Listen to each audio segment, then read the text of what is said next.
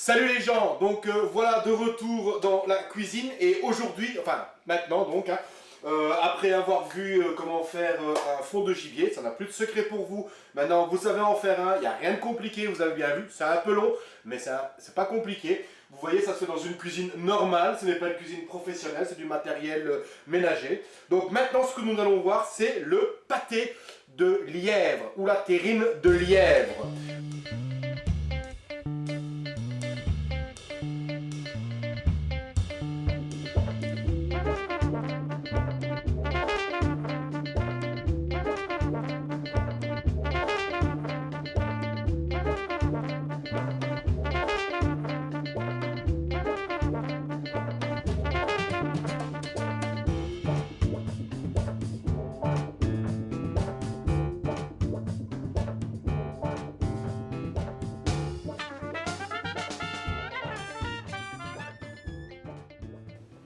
Nous avons besoin de quoi pour faire cette terrine de lièvre? Eh bien, comme le dit bien, du lièvre. Donc ici, vous vous souvenez, donc j'ai ma viande de lièvre, donc la chair de lièvre que j'ai prélevée hier, sur les vidéos précédentes, et que j'ai mis mariner pendant toute une nuit, d'accord? La marinade, eh bien, elle est là, elle est débarrassée des carottes ainsi que de la garniture aromatique qu'il y avait dedans. Donc j'ai besoin de la chair de lièvre. Ici, j'ai 1 kg de chair de lièvre, donc j'ai pu tirer avec l'érable 1 kg de chair de lièvre. J'ai besoin de lard maigre, donc des lardons qu'on achète en grande surface. J'ai besoin de 700 g de viande de veau, donc voilà, hachée de préférence. Si vous n'avez pas de hachoir, moi, parce qu'à un moment donné, je vais devoir hacher ma chair de lièvre. Moi, ce que j'emploie, eh bien, c'est mon moulin. Pour pouvoir hacher donc, ma viande. Et si vous avez un hachoir, c'est beaucoup mieux, mais rares sont les gens qui ont un hachoir. J'ai besoin de persil plat. J'aime bien le persil plat, il a beaucoup plus de goût que le persil frisé. Il donne un meilleur arôme. J'ai besoin de 3 œufs. Donc le persil plat, c'est autant que vous voulez, hein, selon goût. Donc persil plat, 3 œufs, 2 grosses et belles échalotes, 1 verre de cognac, de la crème, sel. Ici, dans ce cas-ci, c'est du sel de Guérande, poivre, des tranches de lard gras petit déjeuner pour le bardage donc, du moule, 2 feuilles de laurier, donc par moule, une feuille de laurier et une branche de thym par moule, ainsi que mon fumet de gibier, donc qui est là, évidemment. Vous vous souvenez du fond de gibier? Eh ben, le voilà. Et 2 moules. Évidemment, enfin 2 terrines. Évidemment, des terrines en fonte, c'est beaucoup mieux. La cuisson est beaucoup plus lente et beaucoup plus agréable. Mais là, bon, ben, je fais de façon à ce que ce soit accessible à tout et à n'importe qui. Tout le monde n'a pas des terrines en fonte. Donc ici, j'ai 2 moules, donc 2 terrines en silicone, ce sont des moules en silicone. Ainsi qu'une plaque qui va me servir de bain-marie pour la cuisson de mes terrines. Donc, la première chose que je vais faire, je vais mettre réduire ma marinade. Pendant ce temps-là, je vais commencer à préparer ma chair de lièvre. Donc je vais hacher ma chair de lièvre dans le cutter. Donc, je ne vais pas commencer à tout mettre dedans. Faites ça par petite quantité. Ça sera plus facile pour vous pour pouvoir maîtriser donc, le hachage. De plus, faites attention. Ne faites pas tourner trop longtemps, faites des petits à-coups. Pourquoi? Parce qu'il est très mauvais de faire tourner la viande trop vite et trop longtemps. Parce que vous risquez de réchauffer la viande et de ce fait-là, vous risquez, même si la viande va cuire, il va falloir la goûter crue, vous risquez de faire chauffer la viande et vous casser la chaîne du froid. Donc tout ceci est frais, sorti du frigo évidemment. Ne laissez pas traîner tout ça dehors pendant des heures. Donc voilà, donc je vais hacher ma viande, ma chair de lièvre. Voilà, vous voyez, je fais des petits à-coups, je ne commence pas à le faire tourner comme un seau. Voilà, donc vous voyez, voilà, vous regardez quand même, hein, prenez, hein, lavez-vous les mains et regardez si la viande est bien broyée, s'il n'y a pas des filaments. Parce que c'est très désagréable dans un pâté ou une terrine d'avoir des filaments qui vont aller se mettre entre les dents ou alors les gens sont occupés à manger votre terrine et puis tout d'un coup ils sortent un espèce de filament de leur bouche, hein, c'est pas très agréable et c'est pas très bon. Donc ici il y a encore quelques petits filaments. Ne le hachez pas trop finement, n'en faites pas une pâte, parce qu'il faut quand même qu'il y ait des morceaux. Hein. On a des dents, il faut les employer. D'accord? Donc, voilà, là logiquement, voilà, c'est bon. Hop, et je mets dans mon cul de poule. Et ainsi de suite, je vais donc hacher ma viande de lièvre. Il y a un peu de vin encore dedans, ce n'est pas grave, c'est pas un problème. Il peut être passé avec, il n'y a aucun problème. Maintenant, ce que je vais faire, c'est que je vais faire la même chose avec ici, donc j'ai 400 g de lard. Donc je vais faire la même chose avec le lard. Donc je vais hacher le lard finement. Ici, je ne vais pas trop le hacher finement, je vais quand même laisser des morceaux. C'est beaucoup plus agréable en mangeant. Voilà.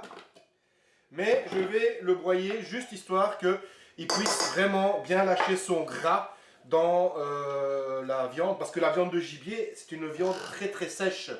Et donc, il faut l'humidifier, en fait. Il faut la rendre onctueuse avec de la graisse. C'est pour ça que l'on cuit souvent des pâtés ou des pâtés de gibier, des terrines de gibier avec des bardes de lard. Mais ici, je n'emploie pas des bardes de lard gras pour que ça soit quand même un peu plus diététique, on va dire, un peu moins gras. Quoique même si de temps en temps on fait une petite incartade au niveau alimentaire, c'est pas la fin du monde non plus. Là, donc j'ai haché ma viande, mon lard, je le mets avec mon lièvre. Et maintenant, ce que je vais faire, eh bien, je vais peler. Ah oui, aussi, vous vous souvenez de la poudre du bouillon maison? Eh ben, je vais l'employer aussi aujourd'hui pour mon pâté.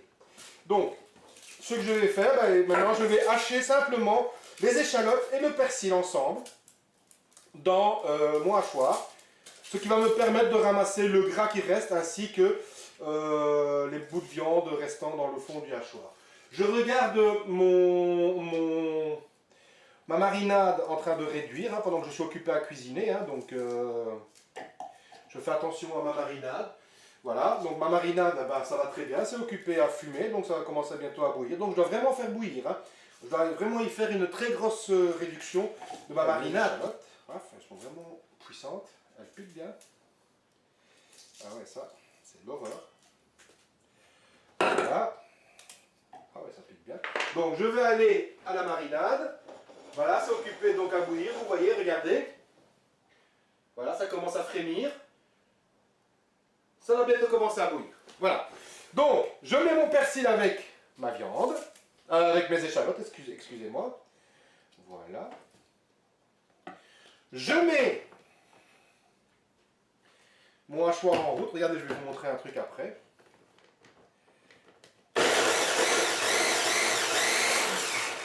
Et pour tout ramasser, attention, vous allez voir, je vais verser mon verre de cognac dans mon hachoir. Voilà, le cognac. Délicieux. Délicieux, délicieux, délicieux. Voilà.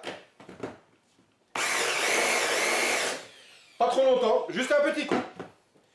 Et j'ai ma garniture aromatique qui est prête avec mon cognac. J'ai mes œufs qui sont là. Mon sel, mon poivre, ma crème, ainsi que ma poudre magique. Je vais prendre une cuillère. Je vais mettre le haché dans la viande.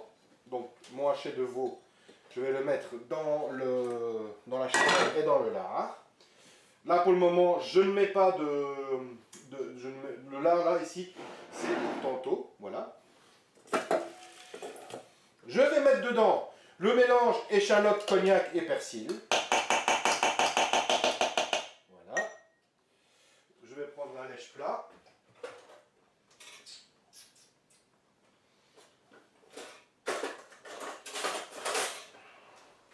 Pour bien tout ramasser.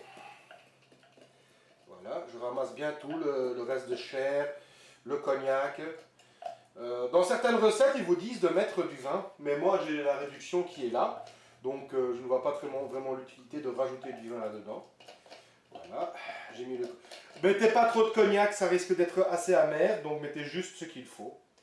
Voilà. Je ramasse ce qu'il y a sur le couvercle. Vous allez voir, c'est très rapide. Hein. Une fois que vous avez préparé vos ingrédients, que tout est prêt, il n'y a aucun problème. Alors, maintenant, je vais poivrer. Voilà. Poivre du moulin, poivre noir. J'y vais, hein. Voilà. Salé. Attention, ne salez pas trop parce que n'oubliez pas que vous allez employer la poudre, le bouillon de poule, le bouillon en poudre maison. Donc si vous salez trop, vous risquez d'avoir trop de sel. C'est au goût, hein, parce qu'il va falloir goûter. Hein. Là, on n'a pas trop le choix. Il va falloir goûter.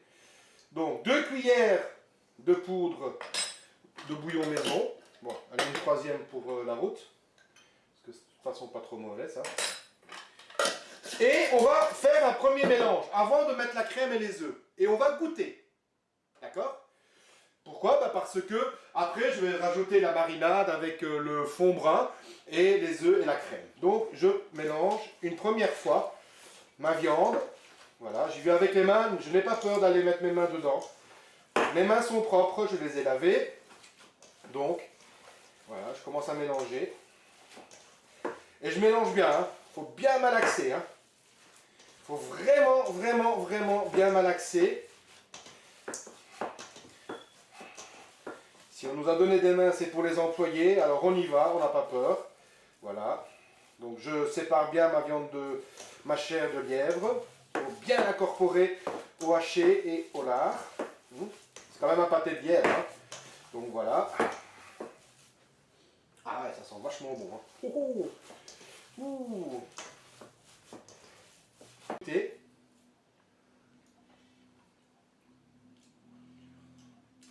Impeccable. Cognac, nickel. Assaisonnement, nickel. Donc là, vous voyez, j'ai goûté. Faut pas une grosse boule, là, juste un petit bout. C'est amplement suffisant. Je n'ai pas besoin de saler plus pour le moment. Donc je vais regarder ma marinade occupée à réduire. Je me lave les mains.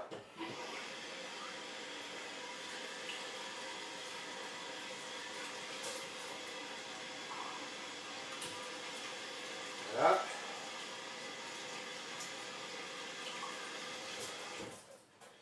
Voilà. Je me suis lavé les mains. Mes mains sont propres. Ma marinade est occupée à réduire. Et donc je vais la laisser réduire vraiment au maximum. Au maximum. Donc, des œufs. Les œufs, je ne vais pas les casser directement au-dessus. Pourquoi? Pour ne pas avoir de coquilles d'œufs. Les casser au-dessus. En plus de ça, comme ce sont des œufs que je vais chercher au poulailler, donc j'ai des poules, donc j'ai mes propres œufs à moi. Donc j'ai pas de problème, comme on a eu il n'y a pas si longtemps au niveau des maladies avec les poules, là, au niveau des produits chimiques. Donc si jamais j'ai un œuf pourri, ça peut arriver hein, que j'ai mal stocké un œuf. Pas très normal. Mais au moins, je le verrai directement. Parce que si je mets un œuf pourri là-dedans, je peux tout jeter. Donc, je vais casser mon œuf au-dessus d'un autre récipient. Je regarde la couleur. Un œuf pourri, c'est noir et vous le sentez directement. Et une fois que c'est clair, hop, je mets dedans. Je vais rajouter un tout petit peu de crème pour l'onctuosité. Hein, pas trop de crème non plus. Hein, parce que sinon... donc, un tout petit peu de crème. Alors, quand vous... oui, petit truc. Souvent, je le vois chez les gens, l'opercule qui se trouve sur les bouteilles de lait ou sur les boîtes de crème, je les vois souvent comme ça. Ou alors comme ça, vous voyez. Et bien, quand vous désoperculez une bouteille de lait ou une bouteille de crème, désoperculez-la entièrement. Pourquoi? Parce qu'en fait, la crème ou le lait qui se trouve là va rancir et va tourner très vite. Et d'office va contaminer le restant de la bouteille. Vous avez un quart de bouteille qui est entamé, vous ne l'employez pas pendant 3-4 jours, ça rancit, ça tombe dedans, vous avez du yaourt qui va être formé. Donc, désoperculez entièrement votre bouteille. Donc, mais vraiment une petite ligne de crème, voilà, juste pour l'onctuosité. Voilà, c'est occupé à réduire correctement. Ah, impeccable ça. Wow, ça sent vachement bon. Voilà, je vais quand même allumer la hotte.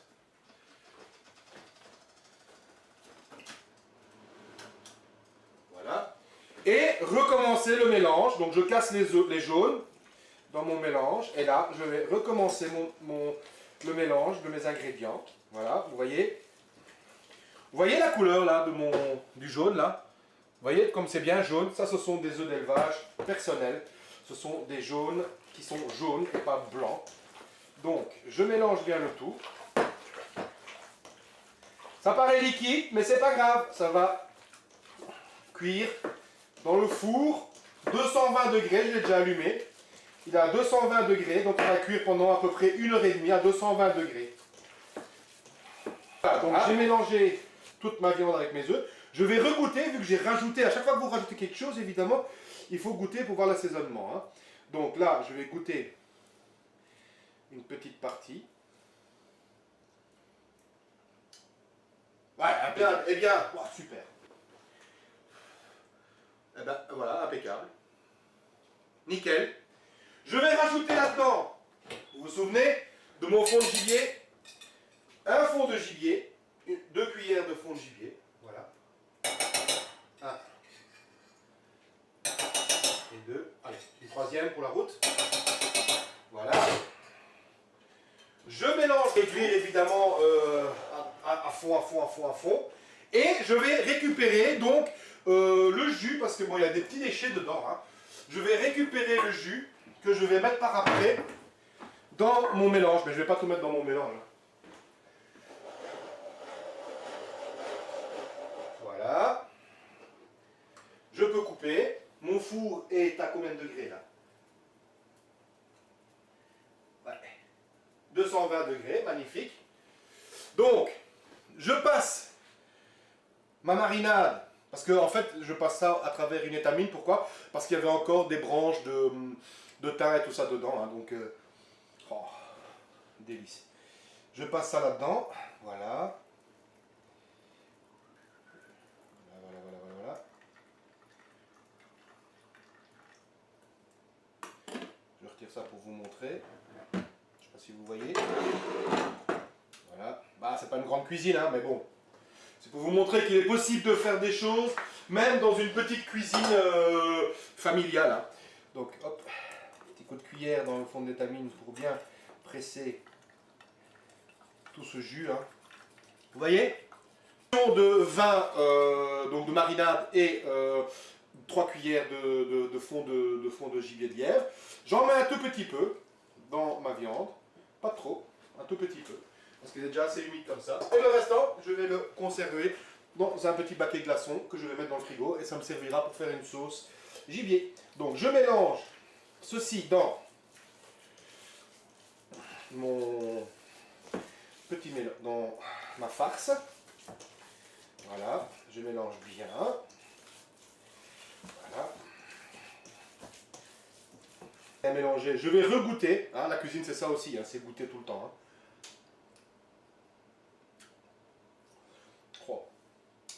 Impeccable. Assaisonnement nickel, goût nickel. On goûte tout. Le lièvre, le cognac, le fond, tout. Nickel chrome, c'est vraiment génial. Et là, je vais commencer à barder le fond de mes moules avec le lard.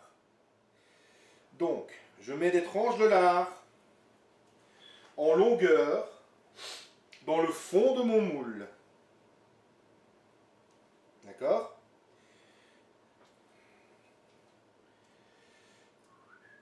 Je mets chaque fois du lard qui va pendre légèrement vers l'extérieur, mais je ne vais pas entièrement mettre du lard à l'intérieur parce qu'en fait, je vais en mettre des deux côtés. Et je vais pendre, donc je vais refermer par après donc, mon lard sur ma viande. Je vais vous en montrer un, le second, ça sera exactement la même chose, hein, vous n'avez qu'à faire ça chez vous. Ici, je vais faire 2 pâtés. Mais j'ai comme l'impression que je sais faire plus que 2 pâtés avec ce que j'ai fait là. Une fois que c'est fait, on mélange la viande. On prend un tout petit peu. On met dans le fond. On prend encore un tout petit peu. On met dans le fond. On tapote bien. On prend un tout petit peu. On met dans le fond. On tapote bien. Voilà. On met dans le fond et on tapote. Une fois que c'est fait,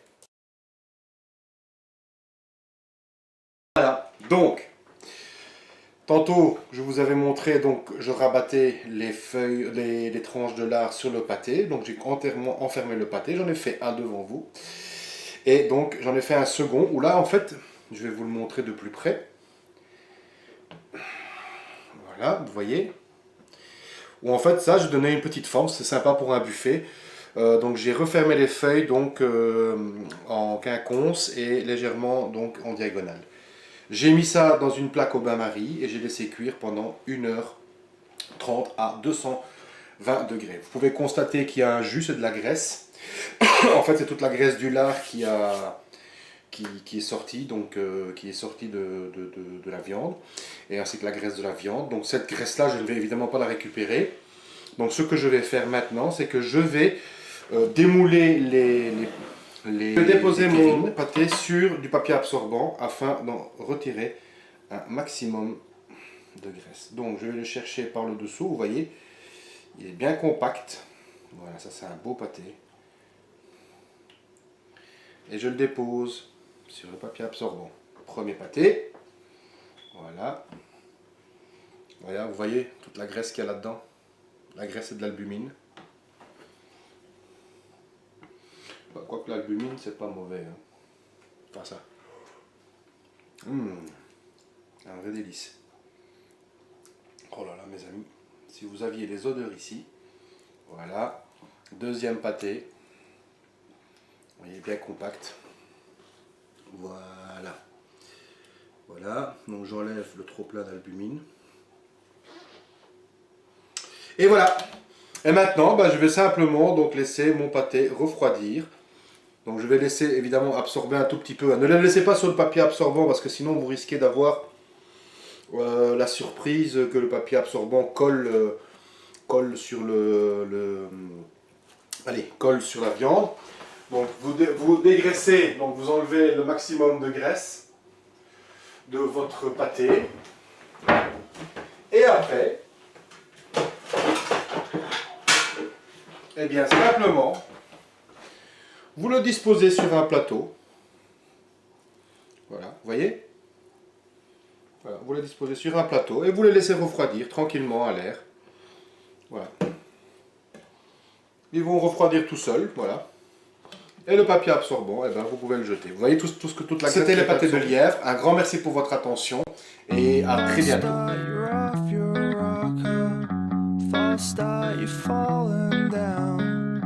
False start, you can't get closure. Far cry from